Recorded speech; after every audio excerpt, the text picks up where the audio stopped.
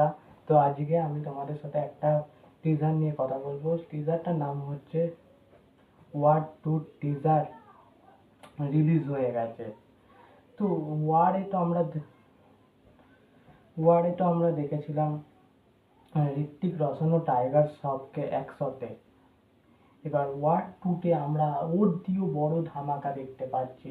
একজন সাউথের খুব বড় স্টার, সুপারস্টার, আর একজন নর্থের মানে বলিউডের খুব বড় সুপারস্টার, দুজন মিলে একসাথে কম্বিনেশন ওয়াটার লেভেল। প্রথমে মনে হয়েছিল যে ওয়ারটা কি ওয়ার টুকে ওয়ার ওয়ার টুটা কি ওয়ার মুভিটাকে ছাপিয়ে যেতে পারবে, প্রথমে মনে হচ্ছিল। কিন্তু এখন টিজারটা দেখে আমার মনে হচ্ছে ওয়ার মুভিটা ওয়ার মুভিটার থেকেও এক লেভেল দু লেভেল আপ হচ্ছে ওয়ার টু মুভিটা। ওয়াটার মুভি টিজারটা আমি নিয়ে কথা বলবো। টিজারটা খুবই ভালো হয়েছে।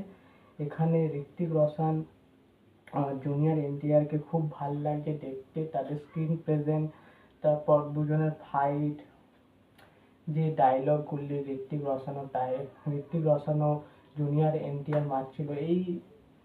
এই মুভিতে কাজ করার জন্য জুনিয়র এনটিআর নিজের ওয়েট কমিয়েছে, সেটা আমরা বুঝতেই পারছি। তো জুনিয়র এনটিআরকে ভাল লাগছে। তারপর একটা কথা, এখানে এই বইয়ের যে ডাইরেক্টর অয়ন, মনে হচ্ছিল না সে ওয়ার মুভির মতন বইটা বানাতে পারবে।